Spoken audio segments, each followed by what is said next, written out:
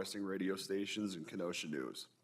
The purpose of the special meeting is a review of agenda items for the January 27, 2026 regular school board meeting and views and comments by the public. First item on the agenda, please stand for the Pledge of Allegiance.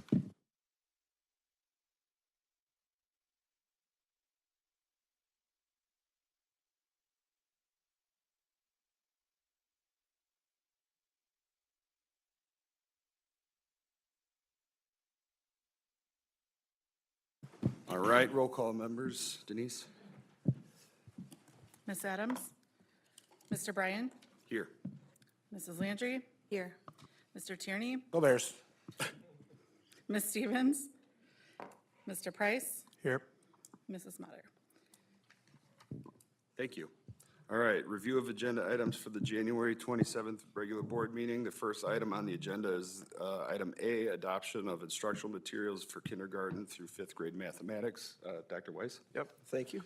With us this evening too is Ms. Cortez, the elementary math coordinator.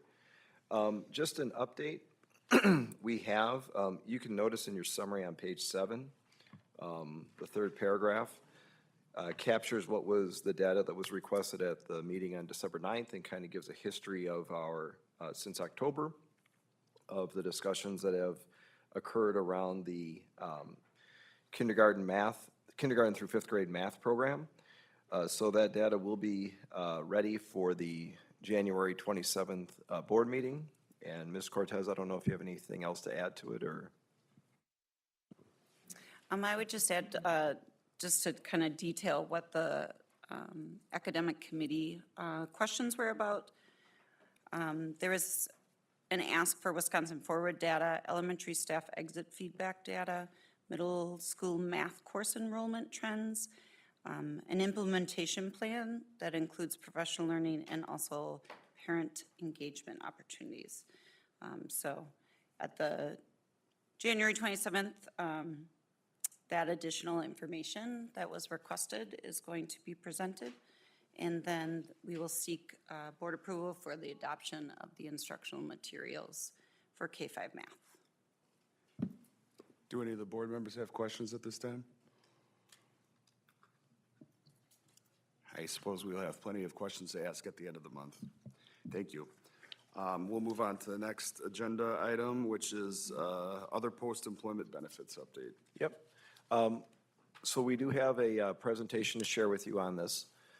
This is a follow-up to our meeting that we had back in December at the December 9th board meeting. And I just want to draw a distinction between two topics that are connected but different. So this is one for the retiree health and dental recommendations, and this impacts all employee groups. There was conversation at the December 9th meeting about the AST benefits, and that connects to this because there are health and dental benefits connected to it, but really this is a separate discussion that impacts all employee groups. So I just wanted to call that out. Also, the reason why we're going to go through this full presentation now is that just for timeline concerns, and I'll go over those later in the presentation. But in order to get, in summary, I'll do it twice, I guess. In summary, in order to get this to the actuarial firm Milliman in time for them to do their work, them to cost it out, we would need to get that to them by the end of this month so that they can do their work. It takes several months for them to cost things out.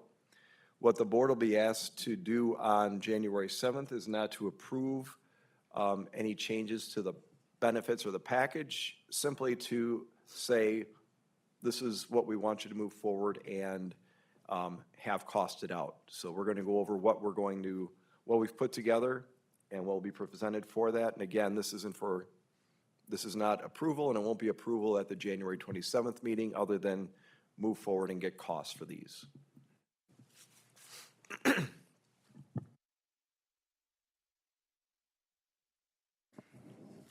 So now for the presentation.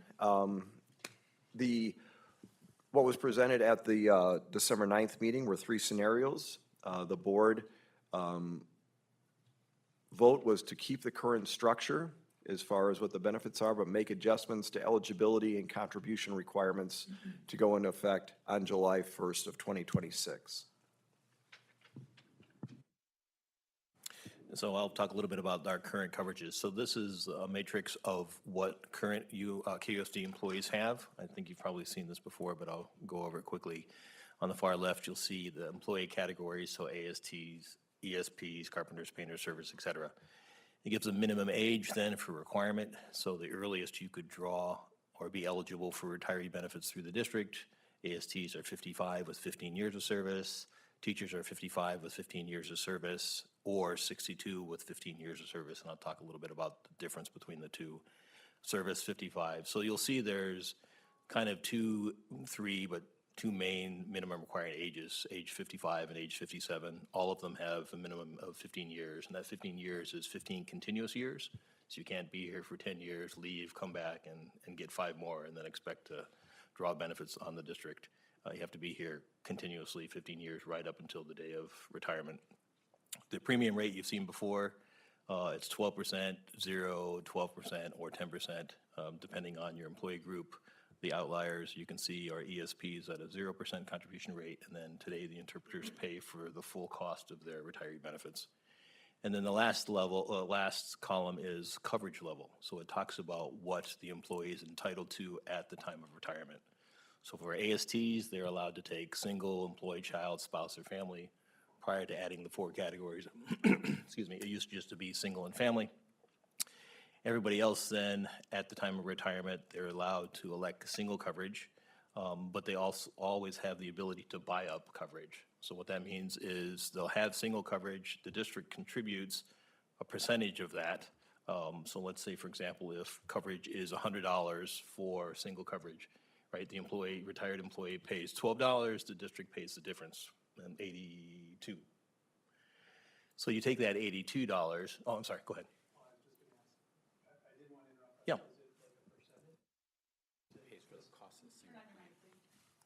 Of course, thank you. Is it a percentage that the district puts in, like at our university, it's like 2/3 on top of the first third that we pay? Right, so it's a percentage. It is a So, yep. percentage. Okay. So, go ahead, if you want to. Not the buy-up. The way the buy-up works is the district pays for the single plan. The employee would pay the difference on the buy-up. Right, on the buy-up. So if, at single coverage, if it's $12 and the district pays the remainder for a $100 plan, whatever that amount the district paid, if family coverage was $300, the district would still contribute that fixed amount that they did at single coverage towards the family coverage. So that's what we call buy-up. So you'll see here on these groups, right, everybody that has single coverage still has the option to do buy-up if they want to. The difference is with teachers, early retirement at 55 or 62, if they wait till 62, they don't have to do a buy-up. They can select family coverage if they choose. All right, now we're going to get into some more of the detail on the numbers. So these are what we're talking about, the current levels of coverage. There are actually 4 categories. It's no longer just single and family. It's either single or employee only. We refer to those interchangeably. Employee plus children, employee plus spouse, and then employee plus family. And that's the progression going from least expensive to most expensive. I'm showing you the total cost of the premiums. So this is what we pay to the health insurance company for each one of these packages up on top. So anywhere from $13,575 for a single package to $39,369 on a family package. Then down below, since we have different contribution levels, so either the district is paying 90% of the premium, or 88% of the premium, or in the case of interpreters, the district is paying 0% of the premium. And then the flip side, whatever the district's not paying, the employee or the retiree is paying. So everybody following the chart there?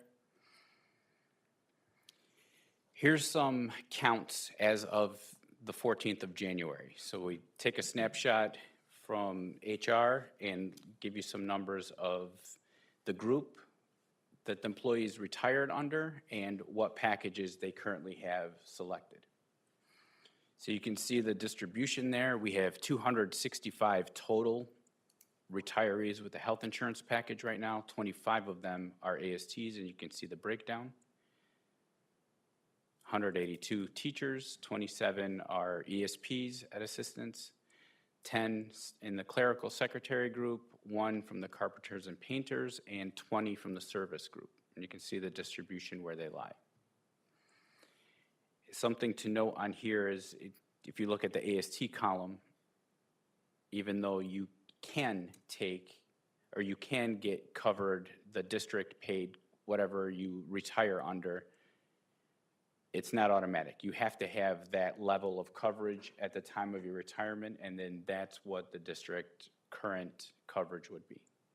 So you can see 3 were actually in family, and you kind of have to think the likelihood of somebody reaching age of retirement and still having the dependents necessary to carry full family coverage goes down. But we do have 3 on there, 10 with employee plus spouse and 1 with employee plus children. And this is always a moving target because people age off, so this is data as of a certain point. Putting those numbers to dollars, showing you kind of what the costs are as of this snapshot. This is just multiplying the premiums times the employee counts and showing you what the total premiums are that we're paying the vendor, how much the district is paying, and how much the retirees are paying. So you can see the progressions there. In total, we're paying $4.2 million a year on the retiree health coverage. The district is paying $3.6 million of it, and we are drawing, the retirees pay to us $617,000. And proportionally, you can see it go down by each group.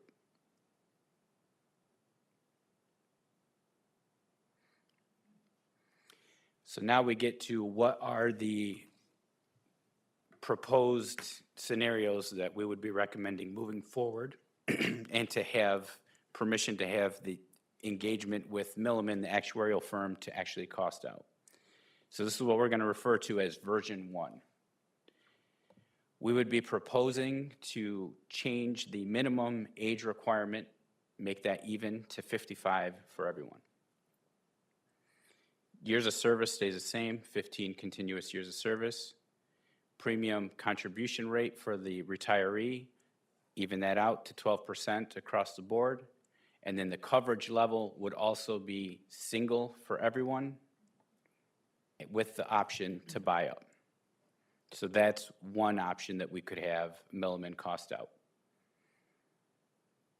Before I move on, everybody understand that proposal? Okay. This is going to have why we need the actuarial firm to do their work. Number 1, we're required to because of our size. But number 2, this is going to have some positive and negative impacts when you're talking about the post-employment liability, because this opens up the window when you have the age at 55 instead of 57, so you're adding 2 more years of eligible coverage for each person because we're covering between 55 and 65 now. So when you expand that window, the actuaries are going to account for that and they're going to add cost there. The contribution rate will help a little bit because that's more money being paid by the retiree, not the district pot. And then the coverage level, you saw the difference in premium costs and the coverage levels. That will help moving forward. The second version would be basically making everybody look like the teacher plan that currently exists. So everybody could retire at 55 with district-paid single package. Everybody contribute 12%. If you wait until 62, you could have whatever coverage you retire under, and then always the option to buy up between 55 and 61. So those are kind of the 2 proposals that we see as viable that Milliman would cost out. And as Dr. Weiss mentioned, we would then get those results back. The board could weigh the impacts. We could see how much positive or negative they would have moving forward, and then the board would be able to take action on that. Also, there's a piece on dental. So currently, we would also be recommending that Milliman expand the study to offer the dental coverage for everyone to mirror whichever version we have here.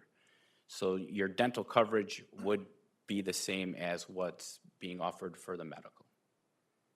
So currently, right now, that is not the case. It is available for the administrative AST and the teachers at 62. So we would be recommending that that expands. That's another piece that we'll recommend to have Milliman cost out and add to the actuarial study. Just for some context, dental is a much lower cost on premium, and the numbers aren't as impactful, but they will be on the study, especially over expanding it to all the groups. But dental premiums compared to the medical premiums, you can see instead of $39,000, a family dental package is $1,800. And our standard is district pays 90%, the employees pay 10%. These are what we currently have as retiree dental packages, and it's not broken out in detail, but it's about half and half. Half of it is 25-ish people on the AST that retired through, and then the other half would be the teachers that waited till 62 and elected dental. But the annual cost there is relatively small with the, comparing to everything else, about $50,000.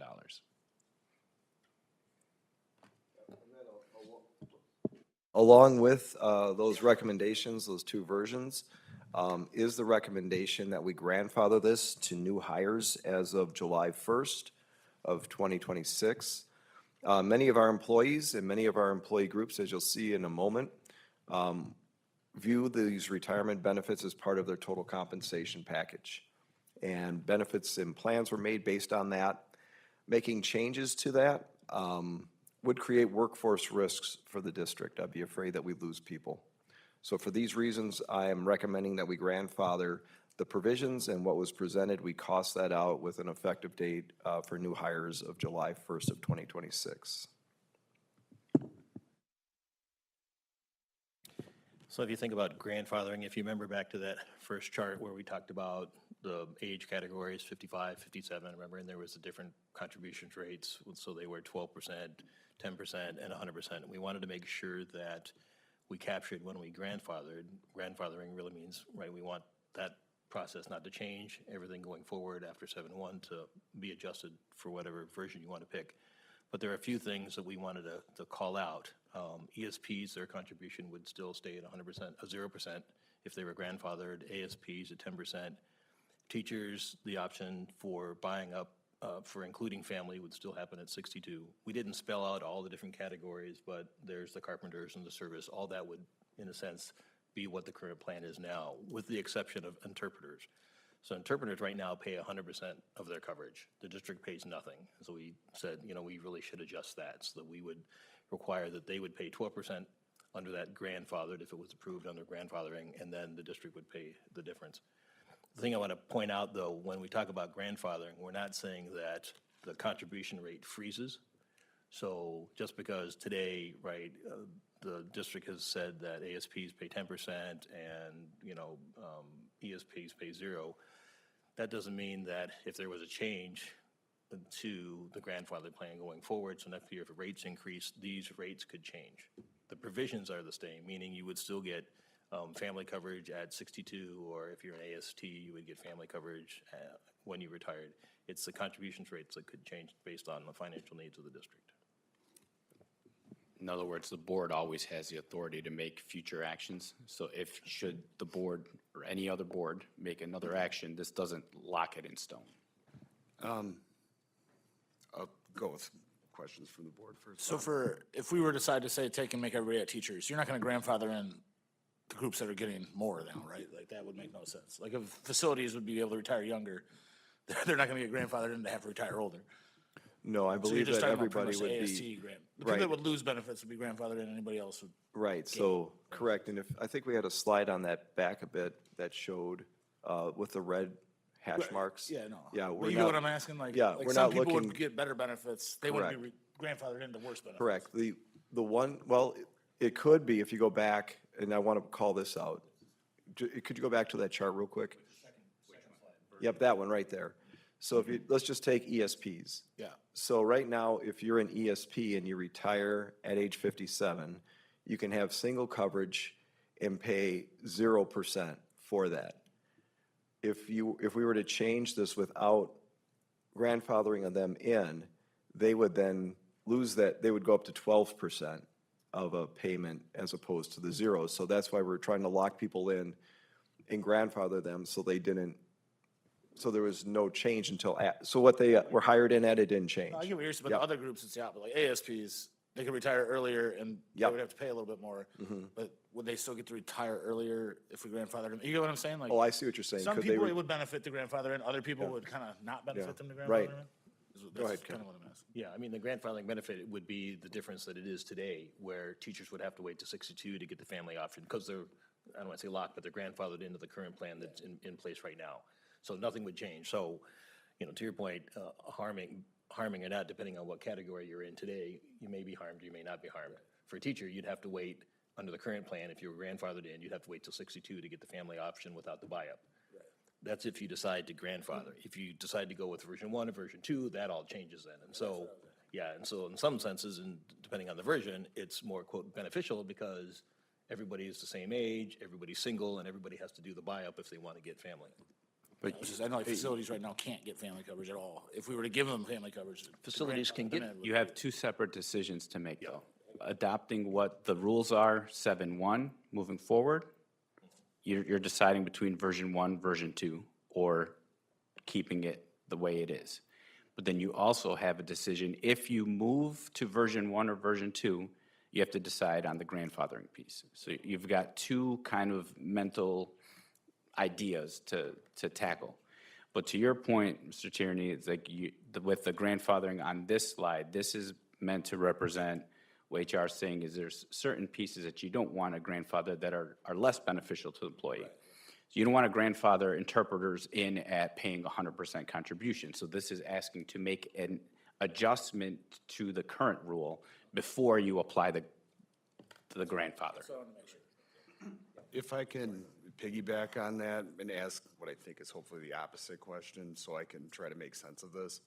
If like, I'm a facilities person or ASP, and I'm not a new hire, say we went with version 2 and everybody's eligible to get family coverage at 62, even though we have grandfathering, will they still be able to get family coverage at 62?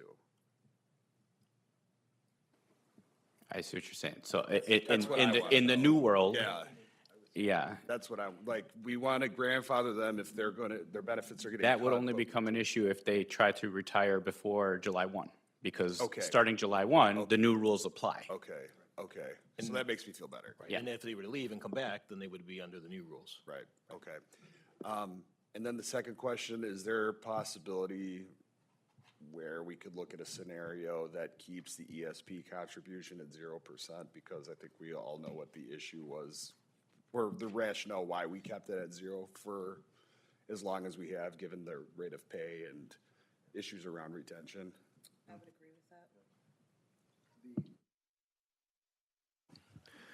My only question would be is, I'm not sure what the pay difference is between ESP and ASP. And as we start explaining why, when we really had a focus on making this equal for all because of some of the conversations we had. And I just throw that as a question. So if ESP, then is it ASP? And is it a certain, do you know what, and I'm not quite sure where to draw that line then. And that's why we did have this discussion at leadership about where do you draw the line? And we thought it was best to make it equal, and then it was less difficult to explain why we draw the line where we did. Right, okay, understandable. Does the rest of the board have any other questions? Rebecca? I'll have more questions once we get all the other information that's Okay. connected. So then we're on to timeline. Okay. Yep, and then just to reiterate, this is what I said at the beginning of this presentation, just that it does take Milliman time, we're guessing February through May, to come up with what this costs and getting that actuarial study. And we are really hoping, and really, basically, we really need the board to say move forward on January 27th if we're going to hit that timeline in order to have any changes take effect on July 1st. So if there are any questions between today and January 27th, please send them to me, and I'll make sure that we can get them incorporated into what we present on the 27th, like that question about the ASPs. Perfect question, and that's the type of feedback. If the board discussion went, well, maybe they should figure it out that way. Granted, there'll be a greater cost for the Milliman study, but we will miss if we don't do it by the end of this month, we'll miss the deadline that they need in order to hit the targets. So I just really wanted to hit that. We'll bring this back in May for approval at a May board meeting. We'll share it with staff at the end of May, and then the goal will be to have it approved for implementation on July 1. So. Thank you. Next item, additional compensation Appendix D committee update. Yep, I can provide an update on this, and I know Mr. Tierney was on this committee as well. So back in, just to give a little history on this, a couple of years ago, I asked Dr. Ormseth and Mr. Plank, our fine arts coordinator, to do a review of our Appendix D payments. Now, Appendix D dates back to pre-Act 10, to the collective bargaining agreement, where extra duty pay was negotiated for certain positions. That agreement and that work has pretty much carried forward till today. And over time, things have been added to it, and that raised some questions for me. Not the fact that they were added, but I had questions about the equity of the payments. There'd be things that needed to be sorted out as far as making sure that we were being equitable across our extra duty pay. So what I asked Dr. Ormseth and Mr. Plank to do was to put a committee together. There was actually a study done on this. The board and the administration had a study on this, I believe it was in 2018, to come up with recommendations for Appendix D and for extra duty pay.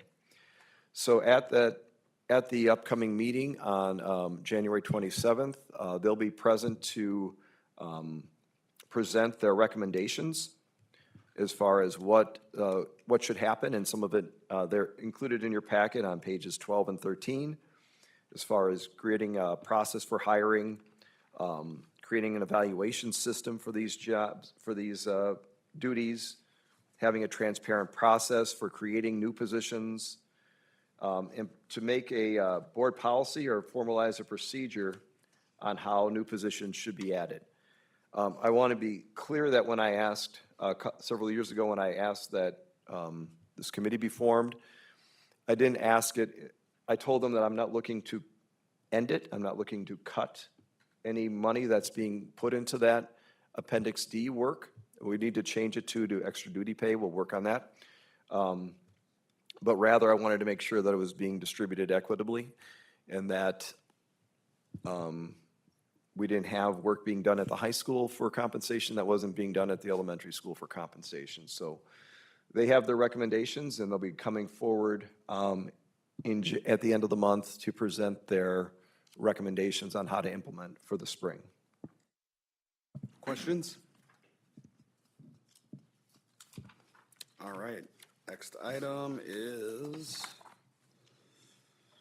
request for approval of revisions to policy 6634, assistive technology, first and second reading. Yep. And we have Ms. Guckenberger with us, Director of Special Education. Hello, everybody. So this item is a proposed revision of policy 6634, assistive technology, which was last approved in 2005, so it's been a bit. The revised policy just updates language and expectations to align with current IDEA Section 504, ADA and FAPE requirements, clarifies that assistive technology must be considered for all students with special education needs through IEP and 504 processes while maintaining individualized team-based decision-making. It reinforces our use of universal design for learning first, with assistive technology used when universal supports alone are not sufficient to meet student needs, does not mandate new programs, purchases, or staffing, and we are recommending approval for the revised policy 6634 as a first and second read on January 27th, 2026. Thank you for that. Questions? All right, next item, request for approval of open enrollment allocations 2026, 2027 school year. Thank you. Mr. Keckler? Yep, this is the board's annual statutory duty to approve the number of recommended seats for open enrollment. As the upcoming window opens the first week of February and goes for 3 months. You can, if you look at the second page that has the appendices, pretty consistent as far as the number of seats offered. We did raise it a little bit because we saw a slight increase from this current year when the board allocated 200 last year.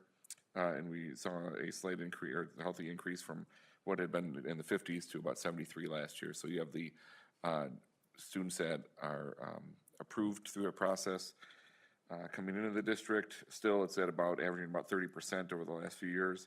And then the total numbers in there as well. We also see about 30 or so that come in through the alternative process, and that starts July 1.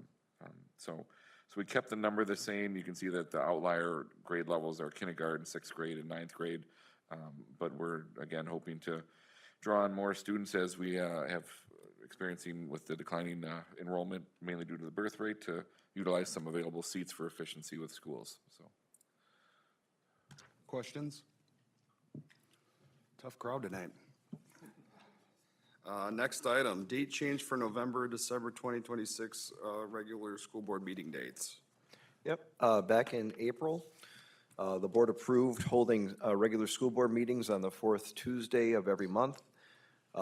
When we get to, and this is something that comes up every year, and we tend to move these meeting dates, the one in November due to Thanksgiving, and the one in December due to winter break and Christmas. So the new proposed dates for those meetings are the November 17th and December 8th. Questions, discussion, nothing? All right, next item. Yep, school board standing committee updates. I have meetings scheduled with the committee chairs, which I believe is, everybody's Everybody here. here, The committee chairs yeah. are here.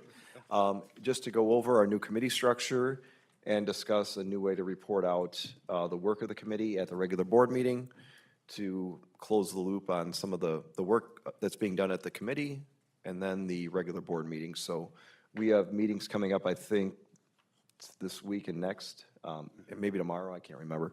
But we'll go over some ideas I have for that then. That's good. Questions? All right, and then the last item is the Black History Month resolution. Who's going to read that? I'll read it. Sabrina? I guess I'll let Mary know that you're going to read it.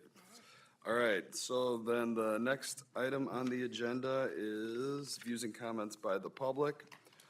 We have 2 who have signed up. Welcome to all who have signed up to speak tonight. The board values your input and interest in KUSD. We'd like to remind you that school board meetings are not public meetings, but official business meetings held in public. I'll call you to the podium from the sign-up sheet. I appreciate your understanding as I do my best to pronounce each name properly, and I think I can handle that. Any written comments received prior to the meeting have been shared with the full board names would be read to the record upon request. To ensure board meetings are conducted in an orderly and productive manner, all public comments, no matter the topic, are subject to the regulations outlined in the sign-up sheet and the podium pertaining to time limits, proper conduct, restricted topics of discussion, when board members may respond, reasons for recess or adjournment, and usage of signage.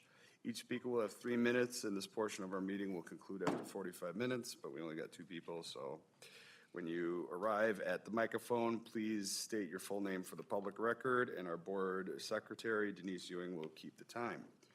First on the list is Sam Ruchnick.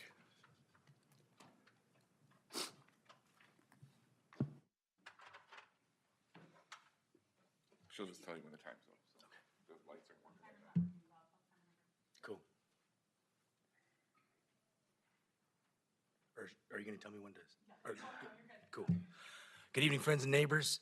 It's Sam Ruchnick. Just an update or a reminder, the situation in our schools is pretty dire, and our outcomes are not ideal. Large class sizes, the pandemic, the phones, ed tech like laptops and tablets, and poverty, as always, are all factors in the decline of our math scores. So too is our curriculum. Bridges cuts out parents. It's stuff that parents never learned, so they can't help with the homework. I'm a math major. I had to Google this stuff. The average parent is not a math major. 2 out of 3 parents, 2 out of 3 Kenoshans do not have a college degree. Bridges alienates them from being involved in their kids' education. It cuts out teachers too. A report, I forget which public source, but it reviewed all of the teacher prep programs in Wisconsin. Nearly 90% of these programs don't teach teachers how to teach the new math. We have 8 years of data when it comes to our ACT scores, 4 of which are reflective of the kids who had some bridges, 4 of which are reflective of the kids who had plenty of bridges. The data is not good. The kids aren't doing well on their ACTs. A survey of high school math teachers overwhelmingly condemned bridges. The head of the Parkside math department condemned bridges. It should also be stated that the ACT data, the outcomes, the poor outcomes, disproportionately impact the working class students, the poor students, and our students of color. After these 8 years of poor results, I'm more than a little surprised that it was even suggested for renewal. The administrative leadership did not seek feedback from high school math teachers, despite not having taught math in a post-pandemic world. The teachers who are teaching this should have a say in where these kids get started in their math pipeline and education, as we're the math teachers are the ones who deal with the poor standardized test scores that actually matter, like the ACT. We're the ones who see the dystopic reality of kids' ignorance. We have high schoolers, not all of them, but plenty of them, who have no number sense. 7 minus 4, 8 plus 3, 14 divided by 2, 4 times 5. They can't do it without a calculator. That's why we're coming to you, board members. Please, these curricula, these new and untested curricula, will always impact our highest need students the most, because they don't have access to the same resources, homeschooling, private schooling, parents with enough time, energy, and know-how to tutor them or to Google it. Don't they deserve a chance to know basic arithmetic? Please vote against Bridges. The previous curriculum was more popular amongst math teachers and internationally.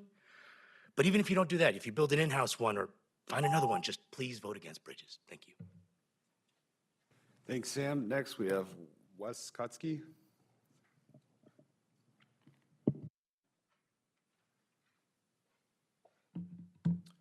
Hi, I'm Wes Kutzke, a high school math teacher here in KUST. Today, I'm here to bring my expertise as someone who is currently teaching, and I have a master's in instruction and curriculum. Specifically, I wanted to advise the board and the community of compelling research on effective and efficient math instruction and curriculum. A study posted by the National Institute of Health titled Gaining Mathematical Understanding was published in 2020, so pretty recent. It approached the question of if students developed mathematical reasoning and problem-solving skills better with direct instruction or exploration, which is really the conversation that we're having now. And a lot of people are leaning into this exploration first idea, which I'm not against 100% or anything like that. And at first glance, this study, like many others, seems to support the idea of exploration and less direct instruction for students, right? Which is what Bridges is also kind of preaching, right? The idea is that they'd have more ownership and have a productive struggle, which is a term you hear a lot in math nowadays, which I think we all love, productive struggle.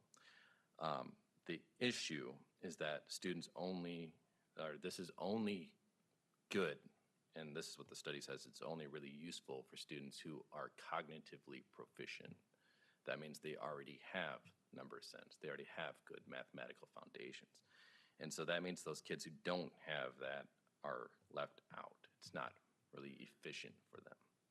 And when we look at our math fluency, and we look at the gap, we look at the ACT scores, we look at the MAP scores, we look at all these different scores and forward everything, we're doing worse and worse every year. Nationally, it's not just a KUSD problem, right? This is an issue that we've had for over a decade, consistent drop in the average ACT score across the nation. But this idea has been pushed for so long, it's been highlighted and championed, and yet it's not effective. That's what we've seen. It's not effective. It's not working. And to parallel this to another issue that happened previously, there was an idea in reading back in the 80s and 90s where California, they wanted to try something new. They believed that you could teach with reading sight words first before phonics, before letter sounds. You could just do sight words. Do you remember this? It did not go well. It was called the Whole Language ELA framework. It crashed and burned. It brought California's reading scores down to the bottom. It was only ahead of Mississippi and Guam. So that's what you're doing to math when you're trying to push ahead and get these bigger ideas, these abstract ideas, before you teach the foundational facts. They need automaticity with their math. They need to be able to just do 7 times 8, right, like that. They can't get the comprehension if they don't have the facts, right? And so that's what all these studies show. A kid can come to my room in high school and not be able to do 12 divided by 3 without a calculator, and that is not uncommon. Thank you. Thank you. All right, we are at the end of the agenda. Do we have a motion to adjourn? Motion to adjourn? It's, we do have a closed session, exec session, Okay.